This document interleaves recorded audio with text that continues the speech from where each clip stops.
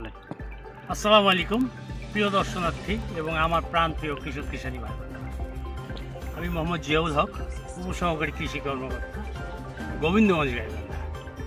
প্রিয় দর্শনার্থী, আমি এখন একটা নাকাই ইউনিয়নের আমন ক্ষেতে উপস্থিত হয়েছি। আপনারা আমার হাতে দেখতে পাচ্ছেন একটা জিনিস দেখতে পাচ্ছেন, এটাকে আমরা শ্যাওলা বলে থাকি, আবার অনেকে অ্যাজোলাও বলে থাকে।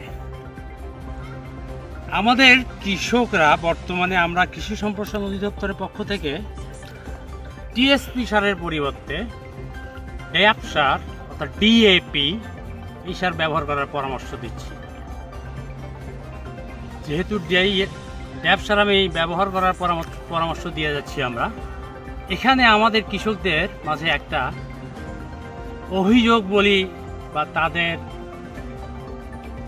অভিজ্ঞতা বলি, তারা যা বলছেন, যে সমস্ত জমি নিচু জমি রয়েছে এই জমিগুলোতে যদি ডিএপি সার বা ড্যাপ সার আমরা ব্যবহার করি, সেক্ষেত্রে এরকম শ্যাওলা প্রচুর পরিমাণে দেখা যায়।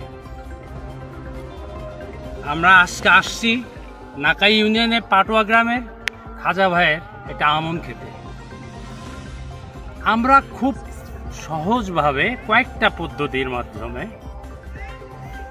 এই শ্যাওলা আমরা দমন করতে পারি।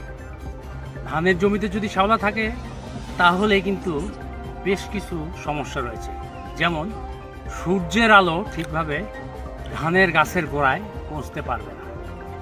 পাশাপাশি আপনি যদি সার দেন, কোনো খাদ্য প্রদান করেন জমিতে, সে খাদ্যও কিন্তু গাছ ঠিকভাবে গ্রহণ করতে পারবে না।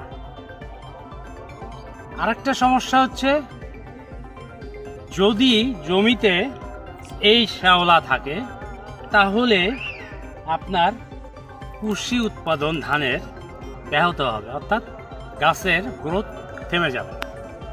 অত্যন্ত গুরুত্বপূর্ণ একটা বিষয়, এই শ্যাওলা আমাদেরকে দমন করতে হবে। খুব সহজভাবে কয়েকটা পদ্ধতির মাধ্যমে আমরা এটা দমন করতে পারি।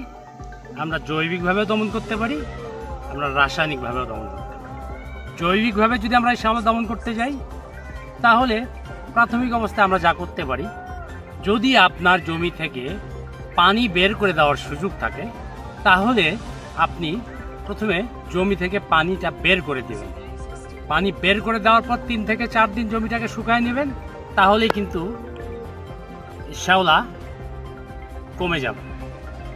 আর একটা পদ্ধতি, আমরা জমিতে যদি মাঝখান দিয়ে লাইন দিয়ে যদি হাঁটাচড়া করি, তাতে শ্যাওলা যে জমাটবদ্ধতা আছে এটা ভেঙে যাবে। এটা ভেঙে গেলে কিন্তু আস্তে আস্তে শ্যাওলা কমে যাবে।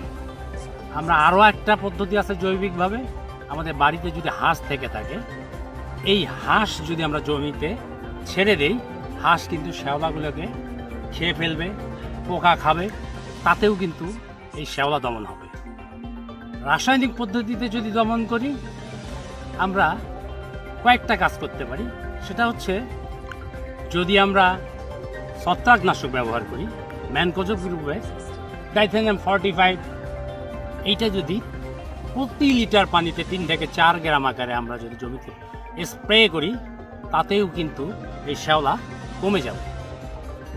আরেকটা পদ্ধতি হচ্ছে, আপনি যদি জমিতে কপার সালফেট অর্থাৎ তুতে যেটা আমরা বলি, বাজারে কিনতে পাওয়া যায়, প্রতি বিঘা জমির জন্য 150 থেকে 250 গ্রাম তুতে ভালোভাবে বাজার থেকে এনে প্রথমে আগে গুঁড়ো করে নেবেন, তারপর বালির সঙ্গে সেই তুতেটাকে ভালোভাবে মিক্স করবেন।